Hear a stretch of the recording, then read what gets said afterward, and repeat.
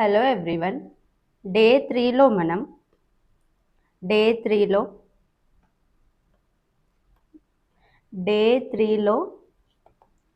Forex language discuss చేద్దాం. అంటే ఫారెక్స్లో మనకు కొన్ని టర్మినాలజీస్ ఉంటాయి, వాటి గురించి మనం డే 3 వీడియోలో డిస్కస్ చేద్దాం. First one పిప్. పిప్ అంటే ఏంటి? Percentage in point. పిప్ అంటే పర్సంటేజ్ ఇన్ పాయింట్. అంటే మార్కెట్లో ప్రైస్ మూమెంట్ అనేది స్మాలెస్ట్ ప్రైస్ మూమెంట్ అనేది జరిగినప్పుడు ఎక్స్చేంజ్ రేట్ కూడా చేంజ్ అవుతూ ఉంటుంది. అంటే మార్కెట్లో ప్రైస్ మూమెంట్ చేంజ్ అయినప్పుడు కరెన్సీ పేర్ యొక్క ఎక్స్చేంజ్ రేట్ అనేది కూడా చేంజ్ అవుతూ ఉంటుంది. Amount of change in the exchange rate of a currency pair. Price movement change అయినప్పుడు కరెన్సీ పేర్ ఎక్స్చేంజ్ రేట్ కూడా చేంజ్ అవుతుంది. మరి పిప్ అంటే ఏంటి? Fourth number after a decimal point. Decimal point తర్వాత ఉండే ఫోర్త్ నెంబర్ని మనం పిప్ అని అంటాం. A pip is the fourth number after the decimal point. 1 pip is equal to 0.0001. Fourth number after the decimal point is called pip. మరి pip వల్ల మనకేం use? Pip వల్ల మనం to calculate profit and loss, మన ప్రాఫిట్స్ని మన లాసెస్ని calculate చేసుకోవడానికి పిప్ అనేది యూజ్ అవుతుంది. మన ప్రాఫిట్స్ని లాస్ని క్యాలిక్యులేట్ చేసుకోవడానికి పిప్ అనేది యూజ్ అవుతుంది. Example, euro US equal 1.0926. పిప్ ఏంటిది? Fourth number after the decimal point. దీన్ని మనం పిప్ అని అంటాం. For example, euro USD value 1.2468 నుండి మార్కెట్ అనేది ప్రైస్ మూమెంట్ అనేది 1.2470కి మూవ్ అయింది. 68 నుండి 70కి మూవ్ అయింది. అంటే ఎన్ని పిప్స్ మూవ్ అయింది? 2 పిప్స్ అనేది మూవ్ అయింది. 68 నుండి 70కి మూవ్ అయింది అంటే 2 పిప్స్ అనేది పెరిగింది మార్కెట్లో. 2 పిప్స్ అనేది మూవ్ అయింది. నెక్స్ట్ ఇక్కడ 1.2576 నుండి 1.2566కి ఫాల్ అయింది. ఆల్మోస్ట్ 10 పిప్స్ ఫాల్ అయింది.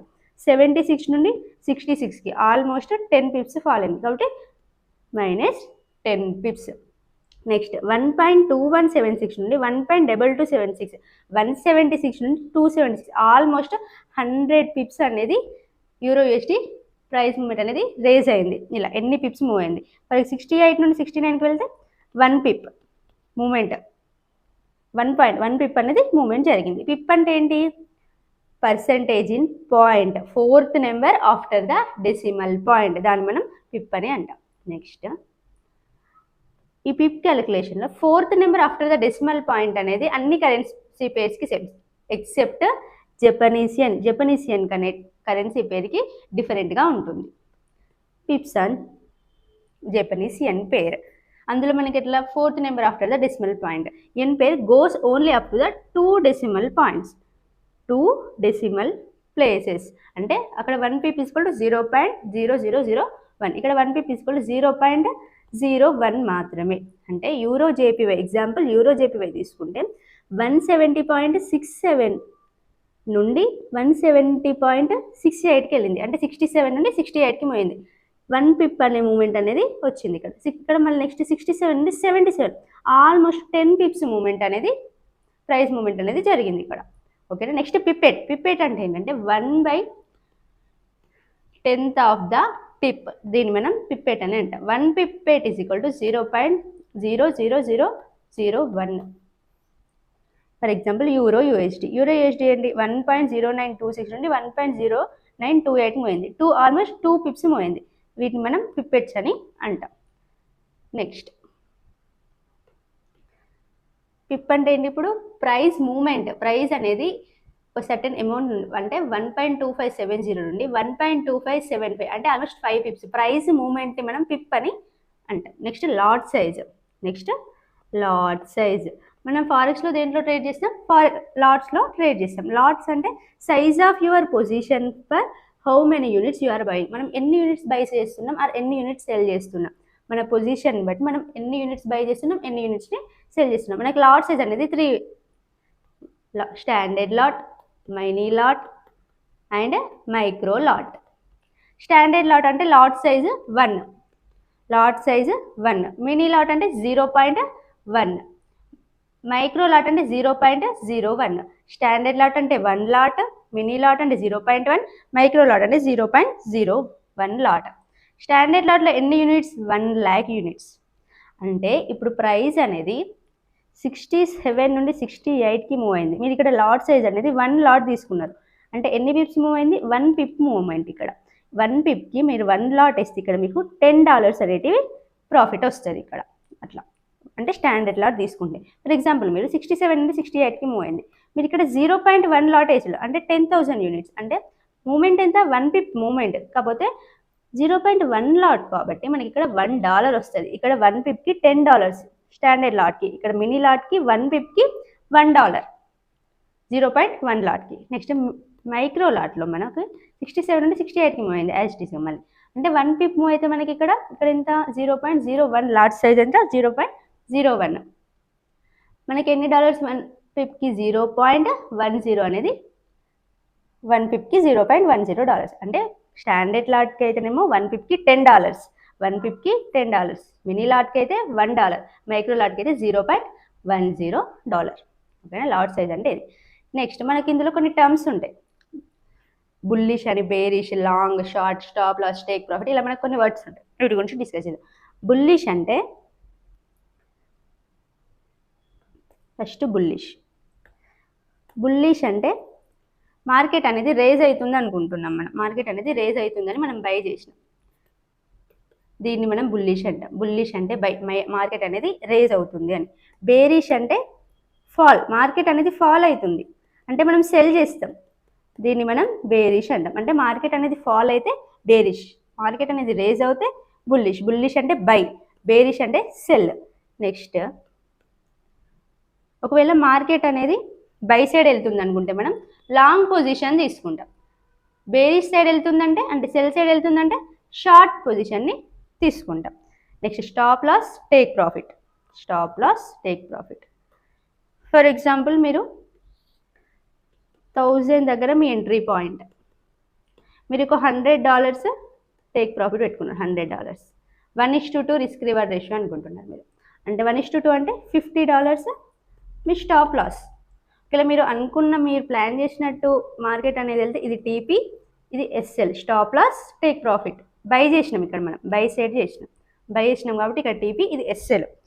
అంటే ఇప్పుడు మీరు ఇక్కడ నుండి బై చేసి, ఒకవేళ మీరు మీ ప్లాన్ మీ స్ట్రాటజీ కరెక్ట్ అయ్యి ప్రైస్ అనేది బై సైడ్ వెళ్తే మీకు ఈ $100 అనేది ప్రాఫిట్ వస్తుంది. ఒకవేళ మీరు లాస్, మీకు ఆపోజిట్గా వెళ్తే ఫాల్ అయ్యి ఇక్కడ $50 అనేది లాస్ వస్తుంది ఇక్కడ మనకి. అంటే మనం మొత్తానికి స్టాప్ లాస్నే పెట్టుకోపోయాం అనుకోండి, మీకు ఆపోజిట్గా వెళ్తే మీరు ఇంకా లాసెస్ని చూడాల్సి వస్తుంది. అంటే మనం ఇక్కడ ఒక సర్టెన్ ప్రైస్, అంటే నాకు ఇంత లాస్ వస్తే ఓకే, నేను ఇంత లాస్ని తీసుకోగలుగుతా, నాకు ఇంత లాస్ వరకు వెళ్ళినా ఏం కాదు అని అనుకుంటే అక్కడి వరకు మనం ఒక ఫస్ట్ టైం మనం ప్రీసెట్ ప్రైస్, అంటే ముందే మనం డిసైడ్ అవుతాం, నేను ఇంత లాస్ని తీసుకుంటా, నాకు ఇంత టేక్ ప్రాఫిట్, అంటే నాకు 1:2 రేషియోలో నాకు రావాలి, 100 ప్రాఫిట్ రావాలి, 50 లాస్ అయినా ఏం కాదు. ఒకవేళ నేను అనుకున్నట్టు వెళ్తే 100 ప్రాఫిట్, ఆపోజిట్లో వెళ్తే $50, అలానే దాన్ని మనం stop loss and take profit అని అంటాం అన్నట్టు. నెక్స్ట్ ఫారెక్స్లో మరి మనం మనీని ఎట్లా చేస్తాం? బై అండ్ సెల్ చేయడం, ట్రేడ్, ఇదంతా ఓకే. ఫస్ట్ మనం ప్రైస్ మూమెంట్ని, కరెన్సీ పేరు యొక్క ప్రైస్ మూమెంట్ని కరెక్ట్గా ప్రెడిక్ట్ చేయాలి. ప్రైస్ బై సైడ్ వెళ్తుందా, సెల్ సైడ్ వెళ్తుందా అనేది మనం కరెక్ట్గా ప్రెడిక్ట్ చేయాలి. ఫర్ ఎగ్జాంపుల్ మీరు యూరో యూఎస్డీని బై చేయాలనుకుంటున్నారు, ఒకవేళ యూరో పైకి వెళ్ళింది అనుకోండి, మీరు మేక్ మనీ, ప్రాఫిట్స్ తీసుకుంటారు. ఇక్కడ మీరు సెల్ సైడ్ వెళ్తుంది అనుకుంటున్నారు, జీబీపీ యూఎస్డీ, ఒకవేళ మీరు అనుకున్నట్టు సెల్ సైడ్ వెళ్తే మీరు ఇక్కడ ప్రాఫిట్స్ అనేటివి తీసుకుంటారు. నెక్స్ట్ ఫర్ ఎగ్జాంపుల్ మీరు ఇక్కడ యూరో యూఎస్డీని బై చేసిళ్ళు, యూరో యూఎస్డీని ఏ ప్రైస్ దగ్గర? 1.2500 దగ్గర బై చేసిళ్ళు. ఇక్కడ నుండి ప్రైస్ 1.2510 వరకు వెళ్ళింది, 1.2500 దగ్గర బై చేసిళ్ళు, 1.2510 దగ్గర 10 వరకు వెళ్ళింది. మీ లాట్ సైజ్ ఎంత? స్టాండర్డ్ లాట్ తీసుకున్నారు, మీరు 1 తీసుకున్నారు, స్టాండర్డ్ లాట్ని తీసుకున్నారు. ఆల్మోస్ట్ ఎన్ని పిప్స్ మూవ్ అయింది? ఇక్కడ 10 పిప్స్ మూవ్ అయింది. అంటే ఒక్క పిప్ మూవ్ అయితే ఇక్కడ లాట్ సైజ్ 1 కాబట్టి 1 పిప్ అంటే 1 పిప్ మూవ్ అయితే మనకి ఇక్కడ $10 వస్తాయి. అట్లా ఇక్కడ 10 పిప్స్ మూవ్ అయిందంటే $100 అనేది మనకి ఇక్కడ ప్రాఫిట్. లాట్ సైజ్ ఎంత? 1. ప్రాఫిట్స్ 10 పిప్స్ మూవ్ అయింది, ఒక్క పిప్కి $10 కాబట్టి మన ప్రాఫిట్ వచ్చేసి $100.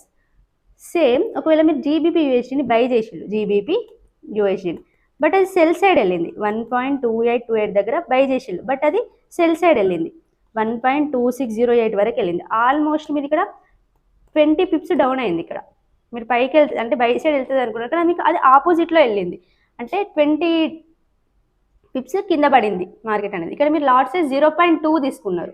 0.2 అంటే మీరు ఇక్కడ ఎంత లాస్ అయ్యారు? 20 పిప్స్ లాస్ అయ్యారు. 20 పిప్స్ ఇక్కడ ఉంది కదా, 20 పిప్స్ అనేది మీరు లాస్ అయ్యారు. 1 పిప్ ఇస్ 0.2 కాబట్టి 1 పిప్ ఎంత?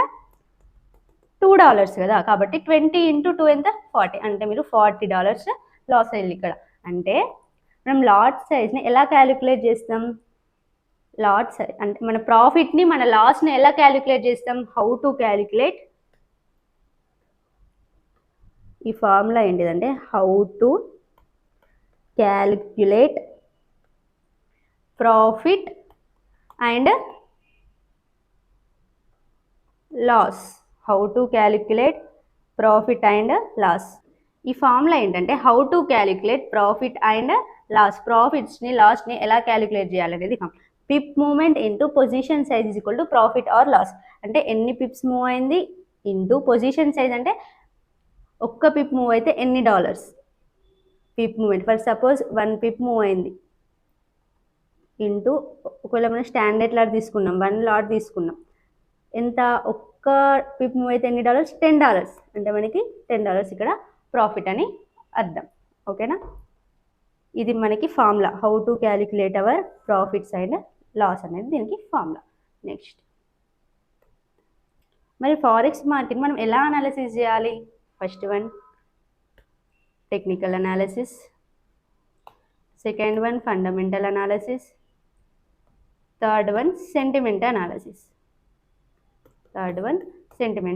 ఫస్ట్ వన్ ఏంటి? Technical analysis. టెక్నికల్ అనాలిసిస్ అంటే ఏంటిదంటే ప్రీవియస్ చార్ట్ ఏదైతే study of past price and volume data, previous data ఏదైతే ఉందో దాన్ని స్టడీ చేయడం, ప్రీవియస్ చార్ట్ని అనాలిసిస్ చేయడం. ప్రీవియస్ చార్ట్ని అనాలిసిస్ చేయడం వల్ల మనకి ఏం తెలుస్తుంది? ట్రెండ్ ఏ ట్రెండ్లో ఉంది, మార్కెట్ ఏ ట్రెండ్లో ఉంది, ఆర్ మార్కెట్ ఏ ప్యాటర్న్లో ఉంది, మార్కెట్ ఏ ట్రెండ్లో ఉంది, ఏ ప్యాటర్న్లో ఉంది అని తెలుస్తుంది. హిస్టారికల్ ప్రీవియస్ డాటాని అనాలిసిస్ చేయడం వల్ల, అంటే ప్రీవియస్ చార్ట్ని అనాలిసిస్ చేయడం వల్ల మనకు ట్రెండ్ ప్యాటర్న్ తెలుస్తుంది. అలానే మనం ఫ్యూచర్ని కూడా ప్రెడిక్ట్ చేయొచ్చు, ఫ్యూచర్ మార్కెట్ బిహేవియర్ని కూడా మనం ప్రెడిక్ట్ చేయొచ్చు. అంటే నెక్స్ట్ మార్కెట్ అనేది అప్ వెళ్తుందా డౌన్ అంటే అనేదాన్ని మనం ప్రెడిక్ట్ చేయవచ్చు. Next fundamental analysis. Fundamental analysis అంటే న్యూస్ బేస్డ్. ఫండమెంటల్ అనాలిసిస్ అంటే news based, like monetary policy, inflation, gross domestic product, non-farm payroll, federal open market committee, any comments from Fed and central banks, economic chaos and prosperity. ఇవన్నీ న్యూస్లో include అయి ఉంటాయి. అంటే మనం fundamental analysis ఏంటిదంటే news based మీద మనం న్యూస్ని అనాలిసిస్ చేసి కూడా న్యూస్ బేస్డ్ కూడా మనం ట్రేడ్ తీసుకున్నప్పుడు మనం ఇవన్నీ టెక్నికల్గా అనాలిసిస్ చేయాలి, ఫండమెంటల్గా కూడా అనాలిసిస్ చేయాలి. సెంటిమెంట్ అనాలిసిస్ అంటే పబ్లిక్ వాళ్ళ యొక్క, అంటే మనం సోషల్ మీడియాలో అక్కడ ఇక్కడ చూస్తూ ఉంటాం కదా, వాళ్ళ ప్రెడిక్షన్స్ అవి ఇవి పెడతా ఉంటాం, దాన్ని బట్టి మనం అనాలిసిస్ చేస్తాం కదా, అది సెంటిమెంట్ అనాలిసిస్. టెక్నికల్ అనాలిసిస్ అంటే ప్రీవియస్ చార్ట్ని అనాలిసిస్ చేసి ఫ్యూచర్ని ప్రెడిక్ట్ చేయడం. ఫండమెంటల్ అనాలిసిస్ అంటే న్యూస్. సెంటిమెంట్ అంటే లైక్ వేరే వాళ్ళ అనాలిసిస్, అంటే నార్మల్ పీపుల్ వాళ్ళ యొక్క ప్రెడిక్షన్ని సోషల్ మీడియాలో అక్కడిక్కడ పెడుతూ ఉంటారు, దాన్ని బట్టి దాన్ని కూడా మనం బేస్ చేసుకుంటాం, దాన్ని కూడా మనం అనాలిసిస్ అనేది చేస్తాం అన్నమాట. Next trading styles and spectrum. మనకి మెయిన్గా 4 ఉంటాయి. First one scalping, second one intraday, third one swing, fourth one position. First one ఏంటి? స్కాల్పింగ్. స్కాల్పింగ్ అంటే ఏంటంటే సెకండ్స్ టు మినిట్, అంటే మనం ఒక 5 minutesలో మన ట్రేడ్ని తీసుకుని ఆ 5 minutes అయ్యేలోపు మన ట్రేడ్ నుండి ఎగ్జిట్ అయిపోవడం. Seconds two minutes. ఇందులో మనకు టార్గెట్ వచ్చి 5 to 30 పిప్స్. టైం ఫ్రేమ్ ఏంటంటే 1 minute ఆర్ 5 minutes అనేది స్కాల్పింగ్కి time frame. Second one intraday. Intraday అంటే ఏంటంటే ఈరోజు మనం ఒక ట్రేడ్ తీసుకున్నదాన్ని ఈ డే ఎండ్ అయ్యేలోపు 24 hours అయిపోయేలోపు ఆ ట్రేడ్ నుండి మనం ఎగ్జిట్ అవ్వడం. ట్రేడ్ డ్యూరేషన్ వచ్చేసి లెస్ దెన్ 24 hours. ఇందులో మనం 10 to 100 పిప్స్ని క్యాప్చర్ చేసుకుంటాం. ఇందులో టైం ఫ్రేమ్ వచ్చేసి ఇంట్రాడే టైం ఫ్రేమ్ వచ్చేసి 5 minutes or 15 minutes. Third one swing. Swing అంటే ఒక ట్రేడ్ని కొన్ని డేస్ ఆర్ కొన్ని వీక్స్ వరకు హోల్డ్ చేయడం. డేస్ టు వీక్స్ వరకు ఒక ట్రేడ్ని హోల్డ్ చేయడం. మనం ఎన్ని పిప్స్ క్యాప్చర్ చేయొచ్చు? 50 to 300 పిప్స్. టైం ఫ్రేమ్ వచ్చేసి 15 minutes, 1 hour or 4 hours. Fourth one position trading. Position trading అంటే కొన్ని వీక్స్ నుండి మంత్స్ వరకు మన ట్రేడ్ని మనం హోల్డ్ చేసి ఎగ్జిట్ చేసుకోవచ్చు. మోర్ దెన్ 300 పిప్స్ని క్యాప్చర్ చేస్తారు పొజిషన్ ట్రేడర్స్ అనేవాళ్ళు. Time frame 4 hours, day time frame or weekly time frame. Scalpers అంటే ఇమీడియట్ ఎంట్రీ, ఇమీడియట్ అంటే ఒక 5 minutes ఎంట్రీ అవ్వడం, అప్పుడే ఎగ్జిట్ అయిపోవడం. ఇంటర్డే అంటే ఈ 24 hours, ఈ డేలో ఇప్పుడు మనం ట్రేడ్ తీసుకున్నాం, ఈ డే ఎండ్ అయ్యే లోపు మనం ఆ ట్రేడ్ నుండి ఎగ్జిట్ అయిపోవడం. స్వింగ్ అంటే డేస్ నుండి వీక్స్ వరకు ఒక ట్రేడ్ని హోల్డ్ చేయడం. పొజిషన్ అంటే వీక్స్ నుండి మంత్స్ వరకు ట్రేడ్స్ని హోల్డ్ చేయడం. మరి ఈ 4 స్టైల్స్లో మరి ఏది బెస్ట్, ఏది చూస్ చేసుకోవాలి మనం అంటే it's depend on you. First మీరు స్కాల్పింగ్, ఇంట్రాడే, స్వింగ్, పొజిషన్ ఇవన్నీ మీరు ఎక్స్పెరిమెంట్ చేయాలి. వీటన్నిటి మీద మీరు వీటన్నిటిని ట్రై చేయాలి. ఫర్ సపోజ్ కొందరు జాబ్ చేసే వాళ్ళు ఉంటారు, వాళ్ళకి డే మొత్తం చార్ట్ మీద కూర్చొని చార్ట్ని చూసేంత టైం లేదు. అలాంటి వాళ్ళకి స్వింగ్ ట్రేడింగ్ అనేది వాళ్ళకి బెస్ట్. ఓకేనా? మీ షెడ్యూల్ని బట్టి మీరు ఫిట్ చేసుకోవాలి. మీ షెడ్యూల్ని బట్టి మీరు చూస్ చేసుకోవాలి ఏది మీకు బెస్ట్ అనేది. మీ మైండ్ సెట్కి, మీ సైకాలజీకి ఏది బెస్ట్ అంటే మీరు కొన్ని గోల్స్ ఉంటాయి. నేను మార్కెట్లో ఇంత ప్రాఫిట్ తీయాలనుకుంటున్నా అంటే మీరు ఎప్పటి వరకు హోల్డ్ చేస్తే మీరు అది తీయగలుగుతారు.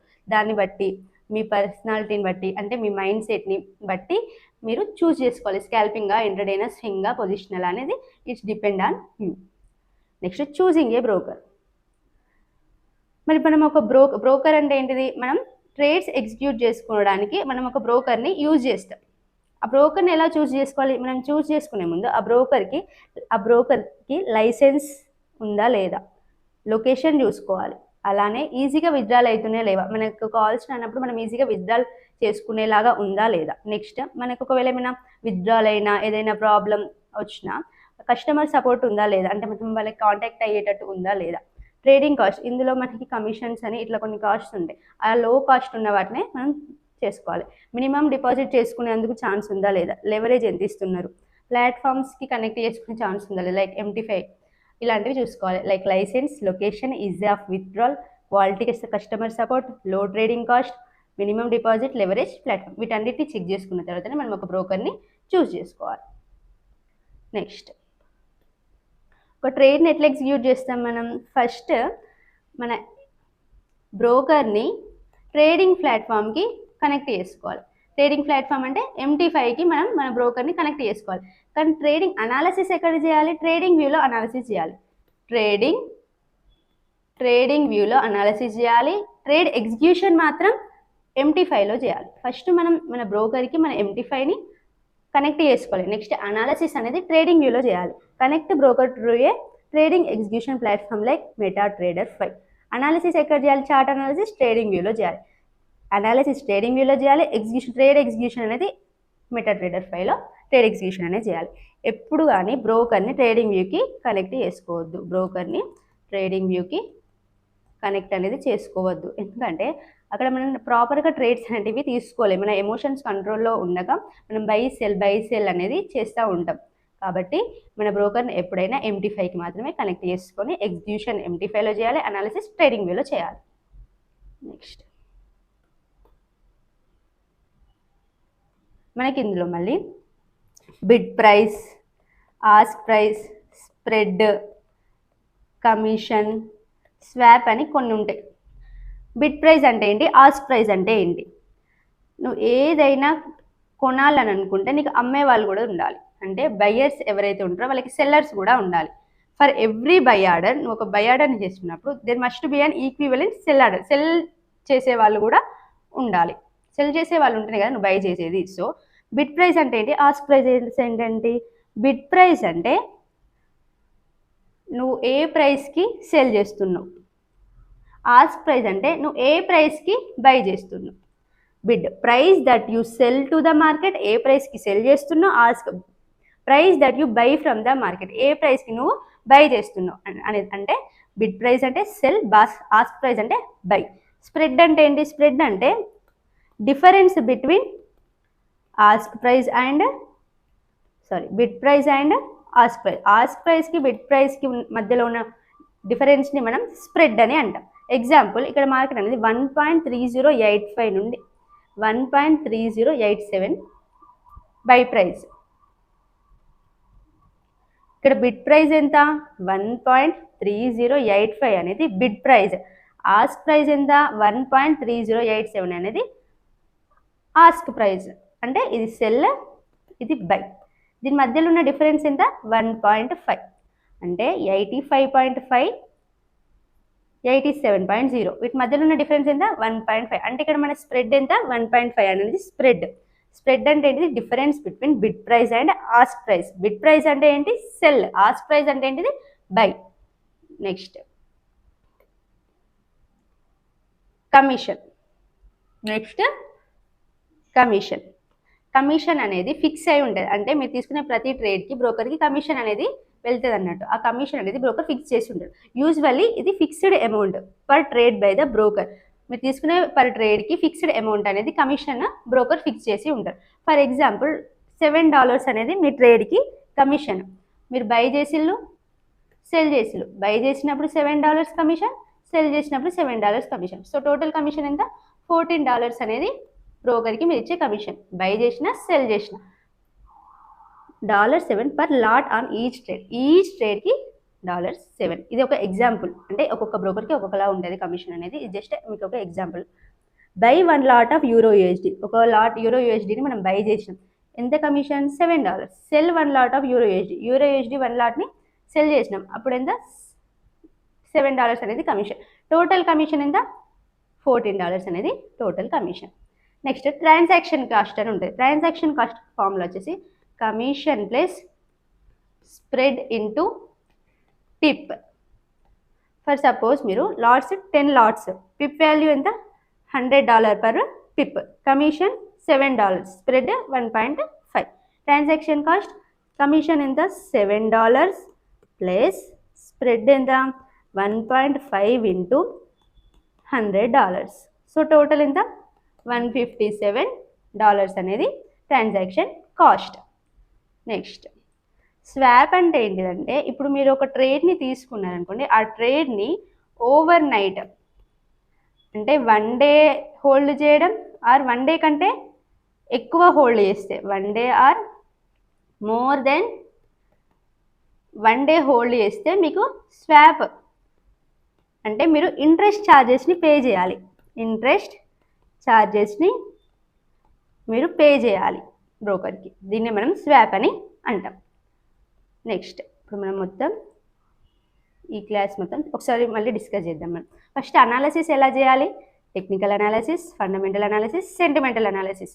అంటే మీరు మీ టైం ఫ్రేమ్ని బట్టి, అంటే మీరు స్కాల్పింగ్ చేస్తారా, ఇంట్రాడే చేస్తారా, స్వింగా, పొజిషనా, ఇది మీ మీద డిపెండ్ అయి ఉంటుంది. మీరు ఏ టైం ఫ్రేమ్ తీసుకున్నా అందులో మీరు ఫస్ట్ టెక్నికల్, ఫండమెంటల్ ఇదంతా అనాలిసిస్ చేసి ముందే మీరు మీ రిస్క్ని డిసైడ్ చేసుకొని పెట్టుకోవాలి. అంటే మీరు మీ లాట్ సైజ్ని, మీరు ఎంత లాట్ సైజ్ తీసుకోవాలనుకుంటున్నారు, ఆ లాట్ సైజ్కి మీకు ఎన్ని పిప్స్ క్యాప్చర్ చేయాలనుకుంటున్నారు, ఆ ట్రేడ్కి మీరు ఎన్ని పిప్స్ క్యాప్చర్ చేయాలనుకుంటున్నారు, ఎంత రిస్క్ చేయాలనుకుంటున్నారు, ఇది మీరు ముందే డిసైడ్ అయి ఉండాలి. నెక్స్ట్ ఎగ్జిక్యూషన్ అనేది ఎట్లా? MT5ని ట్రేడింగ్ వ్యూకి కనెక్ట్ చేయొద్దు. MT5ని డైరెక్ట్ బ్రోకర్కి కనెక్ట్ చేసుకోవాలి. బ్రోకర్కి కనెక్ట్ చేసుకుంటే కమిషన్ ఎంత, స్ప్రెడ్ ఎంత పడుతుంది, స్వాప్, ఇవన్నీ చెక్ చేసుకొని మనం ఒక ట్రేడ్ని ఎగ్జిక్యూట్ అనేది చేయాలి. సో ఈ వీడియోలో అయితే మనం కంప్లీట్గా ఫారెక్స్ టర్మినాలజీ గురించి డిస్కస్ చేసాం. ఫారెక్స్ టర్మినాలజీ మేము డిస్కస్ చేసాం. పిప్, లాట్, మన ప్రాఫిట్స్ని కానీ లాస్ని కానీ ఎలా క్యాలిక్యులేట్ చేసుకోవాలి అనేది డిస్కస్ చేసాం. అలానే బిడ్ ప్రైస్ అంటే ఏంటి, ఆస్క్ ప్రైస్ అంటే ఏంటి, కమిషన్ అంటే ఏంటి, కమిషన్, స్వాప్, ఇవన్నీ మనమైతే ఈ వీడియోలో డిస్కస్ చేసాం. So thank you for watching. Do follow our YouTube channel, do subscribe to our YouTube channel. అలానే for more updates do follow our Instagram page. Thank you for watching.